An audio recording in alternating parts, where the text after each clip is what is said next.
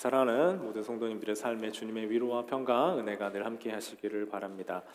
오늘 말씀은요, 가나의 혼인잔치를 배경으로 하고 있습니다. 가나 하면 떠오르는 거 있으세요? 가나 초콜릿이요? 네. 가나 초콜릿은 GHANA고요. 여기 가나는 영어 표기로 CANA입니다. 그 국가 가나가 아니고요.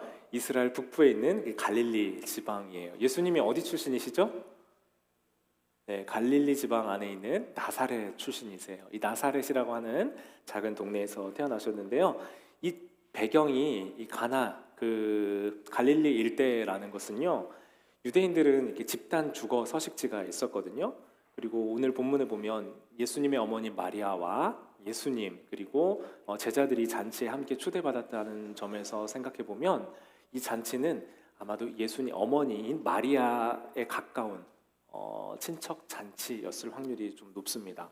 고대 이스라엘의 혼례는요, 신랑 중심의 그 주도에 의해서 잔치가 진행이 됐어요. 그러니까 어머니가 신랑 쪽 친척이었을 확률이 좀 더 높은 것이죠. 그리고 오늘 본문 1절을 보시면 예수님의 어머니, 예수의 어머니가 거기에 계셨고 이렇게 표현되어 있거든요. 그러니까 계셨다라는 게 그냥 가만히 앉아 있었다라는 게 아니라 신랑 중심의 이 잔치에 신랑 쪽 친척으로 이 잔치를 돕고 주도하는 역할을 하고 있었던 것으로 보여요. 그래야 그걸 이해해야 오늘 본문의 전체적인 흐름과 맥락을 여러분들이 잘 이해해 가실 수 있을 겁니다.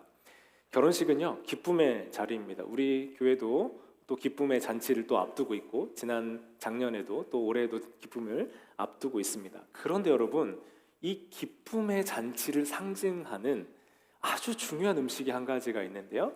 그건 바로 포도주예요. 포도주는 잔치의 기쁨을 대변해주고 상징해주는 음식입니다. 그래서 신랑 신부가 새 삶을 시작하는 것을 축하하면서 원래 유대 이스라엘은요 1년 전에 정혼을 하고요 1년간 신랑이 신부의 집을 준비합니다. 그리고 나서 드디어 잔치가 시작되는데 우리같이 뭐 1시간에 끝나는 밥 1시간, 예식 뭐 1시간 이게 아니고요. 이 잔치는 일주일 동안 계속되는 잔치였어요. 그러니까 일주일 동안 손님들이 오고 가고 하면서 풍성한 잔치와 함께 새 신랑을, 새 신부를 축복하고 축하하는 그 잔치를 벌이기 시작했던 겁니다. 그리고 나서 이 잔치가 약 일주일간에 진행되는 그 기간 중 어느 기간인지 모르겠는데 떨어졌어요. 포도주가. 그 포도주가 떨어졌단 말은 뭐냐면 잔치가 끝난 거예요. 자, 상상해 보세요. 어느 잔치든요, 이스라엘 이 유대 팔레스타인 지역에서 포도주가 끝난과 동시에 잔치는 끝이 나요. 더 이상 포도주를 중심으로 돌아가는 이 잔치가 끝나면 분위기가 어색해지는 거예요. 이걸 준비했던 호스트는 창피해지는 겁니다. 음식이 떨어진 것보다 더 중요한 문제예요. 그래서 신랑 신부의 결혼의 첫 단추는 엉망이 되고요. 모든 준비는 다 실패가 돼요. 그래서 손님들이 포도주가 떨어졌습니다. 죄송합니다 하면요, 거기 온 손님들은 되게 실망한 표정으로 거기서 어색한 표정으로 서로 잔치가 이렇게 그대로 어영부영 끝나게 돼버리는 겁니다. 그 위기의 상황이 바로 오늘 본문을 배경이었던 거예요. 그 위기의 상황에 마리아가 손님으로 본인보다 조금 더 손님으로 이 잔치에 이제 막 들어오는 예수님과 그 제자들을 보는 거예요. 그리고 나서 예수님께 뭐라고 얘기해요? 포도주가 떨어졌다고 얘기하는 거예요. 마리아는 그냥 아들이 들어오는 거 보면서 어떡하니 포도주가 떨어졌단다 뭐 이렇게 표현했던 것일 수도 있겠지만 예수님은 어떻게 잉태했어요? 성령으로 잉태했죠. 그렇다는 말은 본인이 이 예수님을 봤을 때 어떤 신적인 능력에 대한 기대, 이 문제를 해결해 주실 것에 대한 기대를 가지고 포도주가 떨어졌다고 얘기했을 수도 있다는 거예요. 정확하게 알 수 없습니다. 그러나 그냥 상황에 대한 설명이든 예수님에 대한 기대의 표현이든 포도주가 떨어졌다라는 소식이 예수님에게 전달되니까요, 예수님이 이렇게 반응하세요. 개역개정 성경에서는 이렇게 나와 있습니다. 여자여 나와 무슨 상관이 있나이까? 내 때가 아직 이르지 아니하였나이다. 그리고 오늘 우리가 읽은 새 번역 성경에 이렇게 표현돼요. 조금 더 순화되어 있어요. 조금 더 마음이 덜 불편해요. 여자여 그것이 나와 당신에게 무슨 상관이 있나이까? 내 때가 아직 이르지 아니하였나이다 표현되어 있어요. 어찌 됐든 간에 표현을 보면요, 이제 개역 개정이 조금 더 이렇게 더 불편한 건 나랑 어머니랑 그 잔치랑 난 상관없다라고 선을 긋는 느낌을 받기도 하고, 오늘 우리 새 번역을 봐도 어쨌든 우리는 이 잔치와 우리가 상관없는 일인데 왜 그러세요? 라고 하는 말로 느껴져. 특히 존칭 문화를 쓰는 우리는 예수님이 뭐라고 어머니를 불렀어요? 여자요. 여러분 어머니 뵐 때, 어머니를 부를 때 여자요 이렇게 부르면 무슨 소리 들으시겠어요? 한국식 표현으로 네 가지가 없다라는 말 아마 들으실 겁니다. 근데요, 여러분이 우리는 불편한데요, 존칭 문화가 아닌 이 문화권에서는 이 여자요라는 말이 ma'am, yes ma'am 할 때 그 ma'am의 의미예요. 그래도 어색하죠. 왜요? 어머니를 부를 때 그렇게 잘 안 하니까요. 그러니까 이 어머니가 여자요, 내가 당신하고 이 일하고 이 사건과 이 포도주가 떨어진 일과 우리가 무슨 상관이 있어요? 라고 하는 말에 어머니로서 여러분의 합당한 반응은 어떻게 되시겠습니까, 여러분? 상관없잖아요. 아들이 그렇게 얘기하면 이 싸가지 좀 순화해서 자식 새끼 키워봤자 아무 소용없어 바로 나오죠. 또 아유 앓느니 죽지 소리가 나오지 않겠어요? 그런데 여러분, 이건요 여자여라고 얘기하면서 예수님이 그렇게 얘기하신 이유는, 만약에 어머니의 부탁과 청에 의해서 이 사건이 해결되기 시작하면 예수님의 문제 해결은 무엇 때문에 해결이 되는 거예요? 어머니의 명령과 그것을 수행하는 아들의 효도가 되는 거예요. 자, 그런데 예수님이 공적인 생애를 시작하시면서 이제 자기 정체성이 이제 바뀌셨어요. 어머니의 아들이 아니라 이 땅에 오신 메시아로서 공적인 일을 시작하는 첫 번째 표징을 일으키시면서 뭐라고 얘기하셨어요? 여자예요.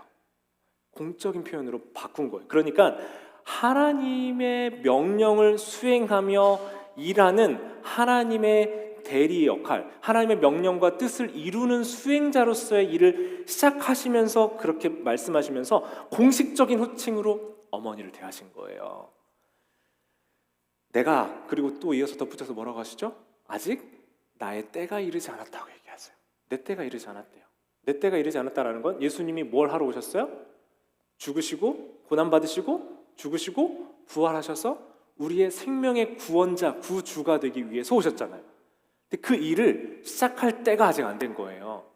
자, 그런데 왜 이 기적 사건을 시작하세요? 예수님은 그때는 아직 조금 남아있는데 그 기적의 하나님의 그 놀라운 은혜의 사건을 시작하는 그 시작의 출발점, 구원 역사를 성취하는 때에 이 출발점으로 이 일이 시작된다라는 걸 말씀해 주고 싶은 거예요. 자, 개인적인 관계와 부탁에서 일이 진행되지 않는 것을 보여주고 계시고, 이 사건은 어머니와의 개인적인 관계가 아니라 하나님의 계획 안에 이루어지는 일이라고 말씀해 주시는 거예요.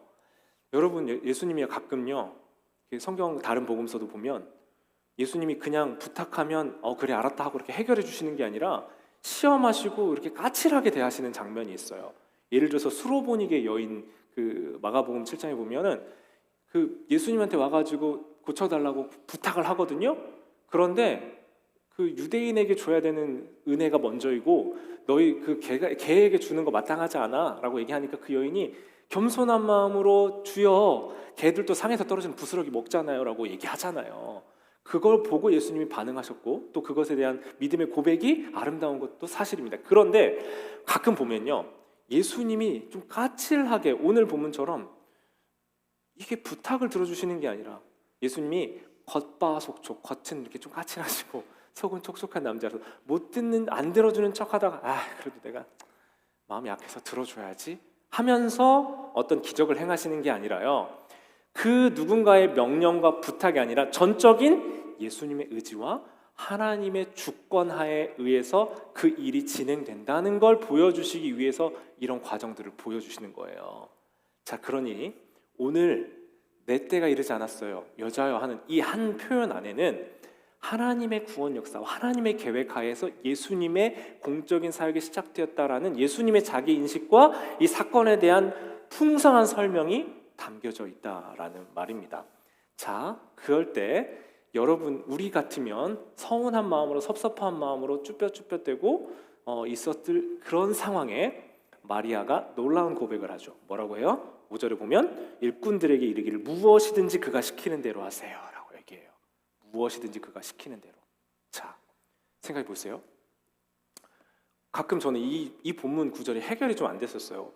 손님으로 오셨는데 왜 자꾸 일꾼에게 뭘 시키시지? 라고 생각이 들었거든요. 근데 신랑 측, 그 잔치를 주도한 신랑 측의 친척으로 이 잔치에 와서 이 내용, 이 잔치를 돕고 있는 사람이고 그 일꾼들에게 좀 명령해서 이러이러하게 해주세요 했던 어머니라면 충분히 얘기할 수 있죠. 아들 예수가 왔을 때 본인보다 더 손님의 그 위치에 있는 예수님이 왔을 때 저기 예수란 사람이 뭘 시키든지 그대로 행하세요라고 말할 수 있잖아요.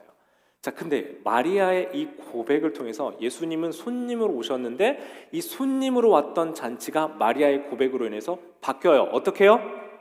예수님이 주인으로 바뀌어요.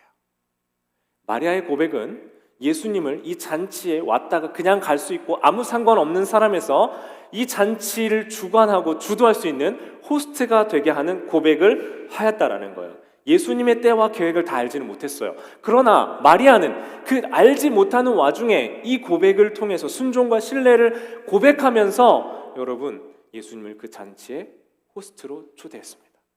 사랑하는 여러분, 여러분에게 예수님은 여러분의 인생의 손님이십니까? 아니면 여러분의 인생의 주인이십니까? 우리가 예수님을 손님으로 오시면 예수님이 여러분의 마음 안에 찾아오셔서 행하실 거할 처소를 여러분이 내어드리지 않으면 예수님이 거하실 수가 없어요. 여러분, 예수님이 여러분의 인생에 주인으로 찾아오셔 그 일을, 하나님의 일을 여러분의 인생 가운데 행해 주시길 주님의 이름으로 축원합니다. 그때 예수님이요, 이제 정결 예식법, 예법에 사용하는 이 물 항아리를 채우라고 그래요. 정결 예법은 뭐냐면 이 유대의 문화에서는요, 그 당시에 이제 약간 사막 기후이기 때문에 먼지가 많았어요. 그래서 흙바닥 여러분 다녀보셨어요? 흙바닥을 여러분 뭐 쪼리 같은 거, 슬리퍼 같은 거 신고 하루 종일 다니셨다 생각해 보세요. 그러면 발이 어떻게 돼요?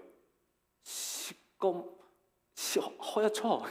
먼지 묻어가지고. 그럼 어떻게 해요, 여러분? 집에 오셔서 밖에서 뭐 물을 좀 뿌리고 오든지, 발을 대충 좀 헹구고 오든지 그렇게 해야 실내로 좀 들어오시잖아요.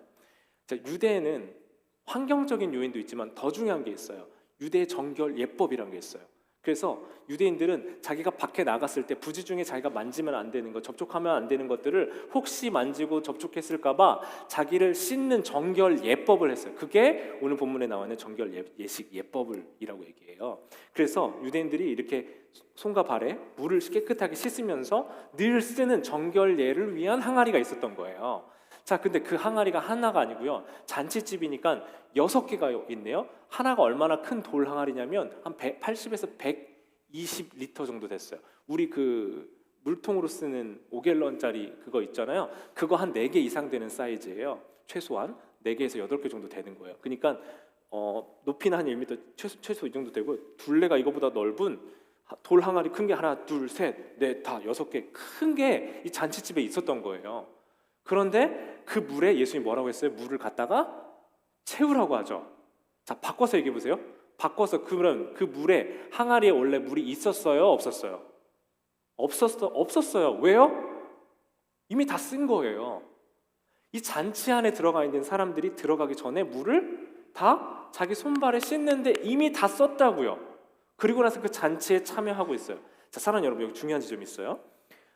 이 안에, 잔치 안에 들어온 사람들은 종교적 예식 예법을 잘 행했습니까? 안 행했습니까?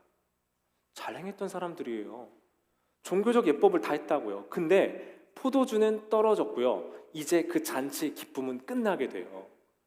씻는 것으로는 부족하다는 거예요.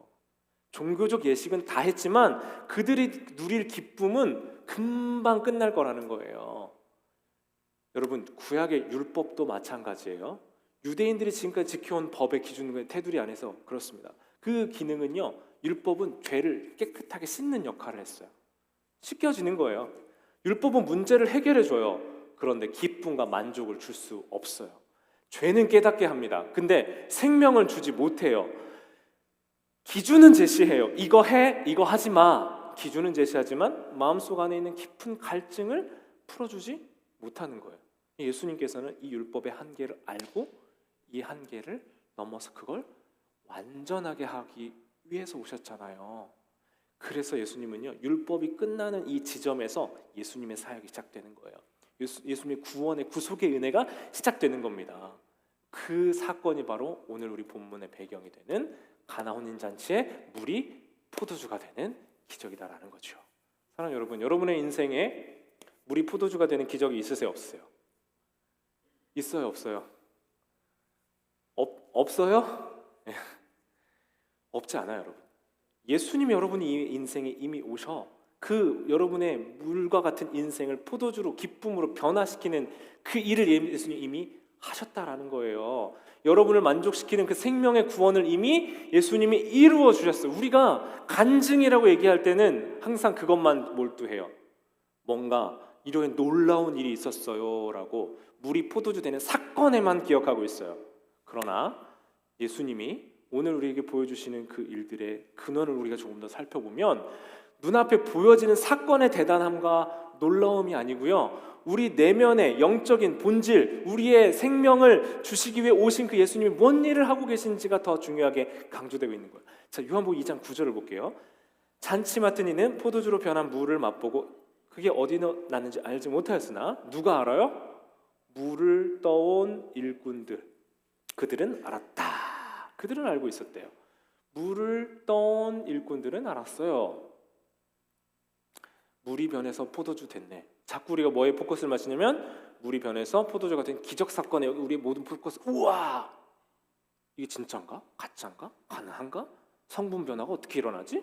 이런 이게 가능한? 이게 막 생각이 상상이 되는 거예요. 그런데 여러분, 우리가 그래서 이거를 뭐 어떤 기적으로만 놀랍게 주목하거나 아니면 이건 나 뭐 영적인 의미가 있겠지 하면서 영적 어떤 의미를 찾느라 그거에 주목하기도 해요. 그러니까 이 두 극단 어딘가에서 둘 중에 하나를 선택하려고 하기가 쉽습니다. 그런데 예수님이 지금 뭐 하고 계시냐면요, 인생의 한가운데 오셔서 육신을 입으신 예수님이 인간의 한가운데 오셔서 할 수 없는 일을 행하시는 이유는 우리의 육신의 현실, 그것이 예수님이 그걸 아시고 그 현실에 예수님이 맞닿아 계시며 그것을 뛰어넘는 일을 하실 수 있는 분이신 것을 우리에게 보여주는 거예요. 그러니까 우리의 형식적이고 관념적인 신앙을 깨트리고 사실적인 믿음으로 나가게 하시는데, 그 사실적인 믿음 너머에 있는 하나님의 초월적이고 놀라운 은혜에 대해서 상징적으로 보여주고 계신다라는 거예요. 그래서 요한복음을 뭐라고 얘기하냐면 표적의 책이라고. 표적이 뭐예요? 표징이라고 우리 세번역이 되어 있어요. 표적이 뭐, 표징이 뭐예요? 잘 안 쓰는 단어잖아요. 바꿔서 표현해 볼게요. 여러분, 표지판은 뭔지 아시죠? 표지판은 뭐예요? 어디다 써요? 집에 가실 땐 보세요, 안 보세요? 안 보죠? 집은 맨날 왔다 갔다 하니까 안 보고도 갈 수 있잖아요. 그런데 여러분이 잘 모르는 길을 갈 때, 요즘 내비게이션이 그 역할을 하지만 가다가 여기 맞나 아닌가 했을 때 표지판을 봐요. 자, 그런데 그 표지판을 보고 가야 될 방향을 보고 가는 거죠. 그런데 생각해 보세요. 우리가 미시간에 예를 들어서 여행을 가요.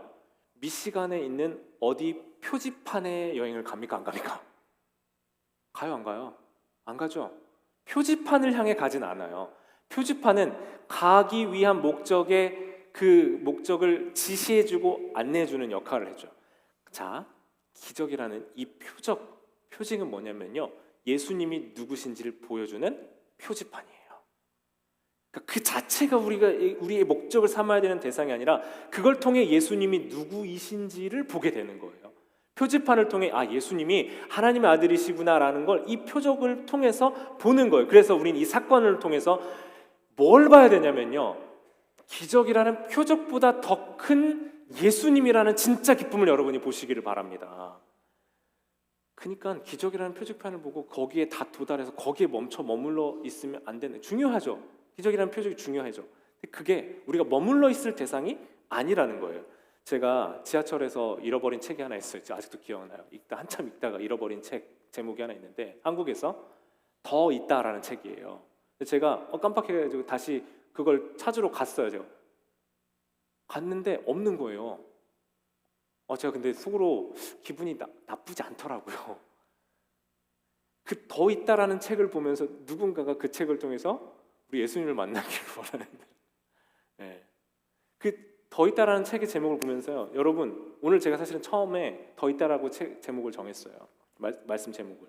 그래서 좀 더 직관적인 표적 속에 찬 기쁨으로 이렇게 제목을 바꿨는데, 그 책의 제목처럼요, 예수님의 기적 사건을 보고 있는 우리는 1차적으로 이 기적의 놀라움을 보면 되는데요, 오늘 이 본문에서 이야기하고 있는 것이 조금 더 있다라는 거예요.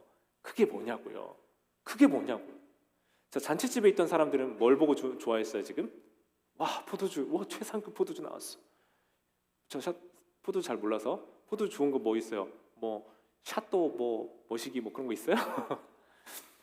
와, 최상급 포도주가 나왔다고 해서 그 사람들은 너무 이 포도주로 인해서 기뻐합니다. 포도주는 기쁨의 상징이에요. 시편 104편 15절엔 하나님께서 사람의 마음을 즐겁게 하는 뭘 주셨어요? 포도주를 주셨어요. 포도주는 사람의 마음을 기쁨을 주는 거라고 얘기해요. 그래서 연회장에 있는 사람들은 다 그것 때문에 기뻐하기 시작했어요. 연회장을 전체 총괄하는 그 맡은 자도 와, 이거 더 좋은 포도주가 있었네 하면서 칭찬을 해요.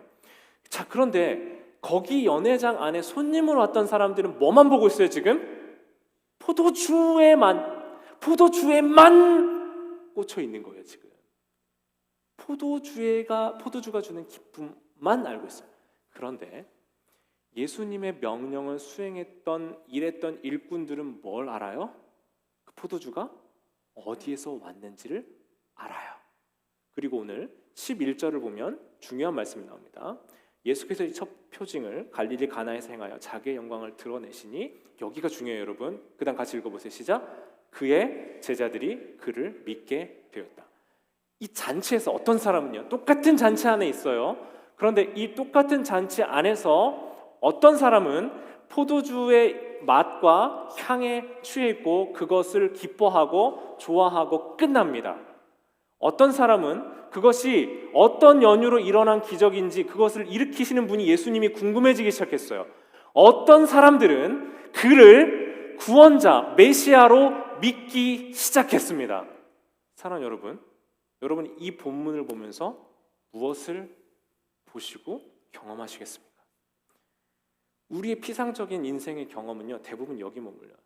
예수님을 와인 주조사, 좋은 와인 주시고 내 인생의 문제 해결해 주시는 어떤 분 정도로 끝냅니다. 물로 아무리 씻어도 씻어지지 않는 정결 예법을 완성하러 오신 예수님, 더 큰 기쁨을 주러 오신 예수님, 그 예수님이 나에게 주는 포도주가 맛있어요 까지는 많은 사람들이 경험한다고요. 그 물이 최상의 포도주로 바꾸시는 분이신 것을 보는 궁금해지기 시작하는 일꾼들도 있어요. 그런데 제자들은 뭐 한다고요? 그분을 어떤 분이신지 알고 믿기 시작하는 거예요. 구원의 기쁨, 감격. 여러분 우리 인생에요, 포도주 필요하죠. 기쁨이 필요합니다. 그런데 어떤 것도 시간이 좀 지나고 나면 그 기쁨이 희미해지기 시작해요. 아무리 최고 좋은 기쁨도요, 그게 반복되다 보면 더 이상 기쁨을 주지 못해요. 그래서 우리의 기쁨에는 끝이 있어요. 포도주 필요하죠. 우리 인생에 포도주 필요합니다. 기적이 필요해요. 중요해요. 그것을 통해 하나님이 어떤 분이신 걸 우리는 봅니다. 근데 그것만 자꾸 주목하고 있으면 그것에는 끝이 있다라는 거예요. 그렇다면 우린 뭘 보아야 됩니까? 제자들이 했던 것처럼 제자들이 보았던 그것을 보고 주목하는 여러분들 되시길 주님이 여러분 축원합니다. 와인 주조사 예수님이 아니고요, 영원한 생명주로 오신 그 예수님을 보시고 발견하셔야 된다는 거예요. 결국 예수님이 어떻게 가세요? 자기를 뭐로 표현해요? 나는 참 포도나무다. 내가 피 흘려서 너희를 위한 피를 내어줄 거야 라고 최상의 포도주가 되셨어요. 예수님 자체가 단순한 결함을 고치는 게 아니라 그분을 구주로, 구원자로 받아들이고 순종하고 따라가는 자들에게 그 영원한 생명의 약속을 허락해 주신 분이 우리 예수님이세요. 단순한 문제 보완이 아니고요. 정말 그분의 그 부르심과 인도하심 앞에 우리가 순종하고 나아가면 그분은 우리 인생을 조금 대략 붙여주시는 게 아니라 완전히 다른 차원의 삶과 풍성함을 경험하게 해주신다는 거예요. 하나님의 영원한 생명을 주러 오신 그 예수님을 여러분의 구주로, 잔치의 주인으로, 포도주를 변화시킨 주님을 주목하는 여러분들 되시길 주님으로 축원합니다. 코리텐 붐이라고요. 잘 알려진 그 2차 세계대전 때 그 나치 수용소에서 고난을 겪으셨던 분이 있어요. 그분의 책에서 The Hiding Place라는 책에서는 일상의 기적을 발견한 한 이야기를 우리에게 들려줍니다. 그분이 수용소에서 유대인 수용소에 갇힌 거예요. 그래서 여동생인 이 베시라는 사람하고 극한의 환경에서 엄청나게 고생을 하고 언제 죽을지 모르는 상황 속에 살고 있었어요. 근데 그 상황 안에서 살고 있는데 그래도 그 안에서 감사를 발견하려고 매일매일 노력하고 하루하루를 살고 있어요. 근데 어느 날 여동생 베시가 이렇게 얘기하는 거예요. 여기에 이 수용소에 벼룩이 있어서 너무 감사해요 라고 얘기해요. 깜짝 놀라면서 이유를 물어보죠. 그 벼룩이 있는 게 뭐 고마울 일이냐. 베시가 얘기해요. 벼룩이 있으니까 이 간수들이 수용소 지키는 사람들이 우리 막사에는 안 들어온다는 거예요. 그래서 마음 편히 성경도 읽을 수 있고 기도도 할 수 있고 하나님을 찾을 수 있다. 그 얘기를 하는 거예요. 네, 코리텐 붐이 그때 깨달았대요.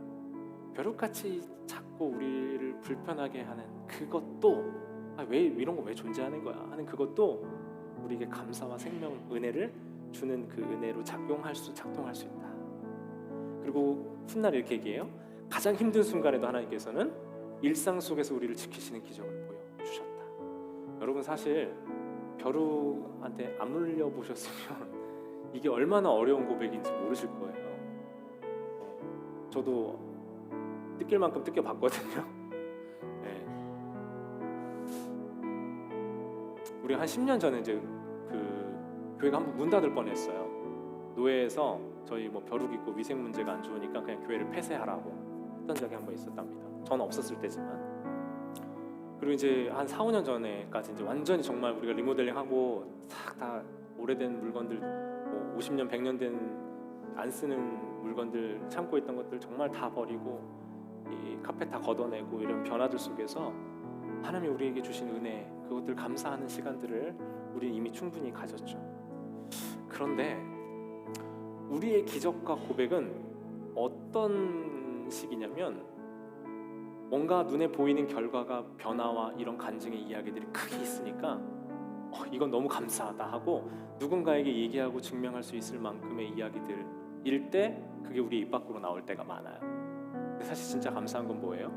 우리가 한번 리모델링돼서 짠 해가지고 깨끗하게 예배드릴 수 있는 환경이 된 게 중요해요? 아니면 우리가 매주 춥지도 덥지도 않고 이렇게 깨끗한 환경에서 하나님 주신 은혜를 누릴 수 있는 매주의 일상과 건강과 시간과 삶에 그리고 우리의 공동체를 주신 게 감사해요? 후자죠. 우리 이거 잊어버린다. 예수님이 우리의 인생에 물을 포도주로 바꾸어 주시는 것과 같은 기적의 순간들을 여러분에게도 허락해 주시길 원합니다. 여러분 필요해요.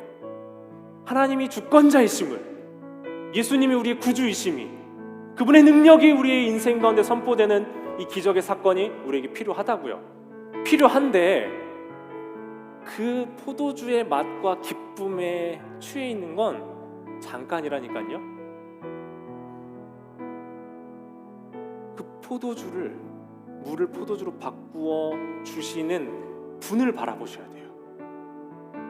물을 포도주로 바꾸며 우리 인생의 호스트, 구주가 되시는 분께 여러분의 시선과 여러분의 마음의 주목을 그분께 두시길 바랍니다. 그래서 여러분 표적 속에 진짜 기쁨은요, 나한테 표적을 그냥 한번 베풀어 주시는 걸로 그 표적에 대한 기쁨이 아니고 그 표적과 기적의 주님이 누구의 주님이에요? 우리의 주님이라고요. 나의 구주이신 것으로 인해 여러분, 그것으로 인해 기뻐하시는 여러분 되시길 바랍니다. 잠깐 여러분을 도와주시고 가는 분이 아니고요, 문제 해결해주고 떠나는 분이 아니라 여러분의 인생을 가장 잘 아시고 여러분의 인생을 붙드시고 책임지시며 생명으로 구원으로 여러분을 인도하시는 그분이 우리의 아바 아버지, 우리의 구원자, 창조자, 인도자이신 줄 믿습니다. 사랑하는 여러분, 이 시간 같이 기도하실 때요, 표적 속에 예수님의 생명, 우리를 구원하신 그분의 일하심을 기대하십시오. 소망하십시오. 바꿀 수 없는 과거랑 예측할 수 없는 미래 때문에 우리 힘들죠. 여러분 피곤하시죠? 네, 한 주간 피곤하셨죠? 피곤하고 지친 나의 과거, 나의 육신이 회복 잘 안 돼요. 그리고 한 주 또 맞이해야 될 월요일, 한 주간의 삶 답답합니다. 그렇게 좋은 소식이 들려오지 않아요. 그런데 그 와중에 오늘 내게 주신 오늘 하루, 내 이 시간, 변함없는 생명과 약속 주신 그 하나님의 사랑을 우리가 기억하고 그 하나님의 뜻대로 살지 않으면 언제 사시겠어? 포도주가 바뀐 기쁨을 느끼는 순간만 바라보기에는 우리 인생이 너무 길고 그 기적 같은 사건의 순간은 너무나 짧아요. 그걸 허락해 주신 분이 여러분의 아버지시고 주님이시라니까요. 그 예수님 바라보지 않으시면, 그분이 내 인생을 아시고 책임지시고 이끄신다는 이 약속 위에 제자들이 믿었던 걸 믿고 보고 따라가지 않으면 포도주의 짧은 기쁨은 지나고 나면 머리에 두통, 술 취한 기쁨 이후에 오늘 머리에 두통으로 남게 될 겁니다. 이 시간 기도하시면서 여러분, 우리에게 참 생명 주신 포도나무 되신 우리 주님의 여러분에게 이미 베풀어 주시고 베풀어 주실 그 구원과 생명을 기대하고 소망하며 우리 주님께 의탁하며 이 시간 함께 나가겠습니다. 기도하겠습니다.